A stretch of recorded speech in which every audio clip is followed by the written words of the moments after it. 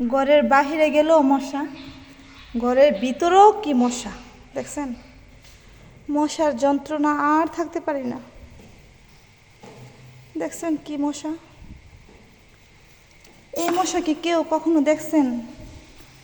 দেখলে কমেন্টও করেন আমার কাছে। এই যে দেখছেন,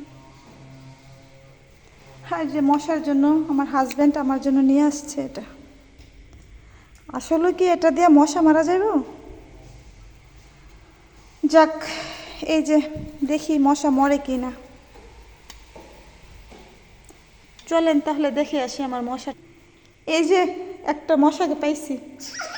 এইটা যে মশারে ভাই, এই মশা যার ঘরে থাকবে তার ঘর আপনার এমনিতে আলোকিত করে দিব, নাকি ধ্বংস করে দিব, নাকি মনের শান্তি, আমি সেটা বলতেই পারি না। এই যে মশাকে দিয়ে দিতেছি একটা স্প্রে। এই যে দেখছেন মশা গুড়গুড় করে কয়ে পড়ছে। এভাবে স্প্রে দিয়ে মশাকে কিছুক্ষণের জন্য অজ্ঞান করে রাখবেন।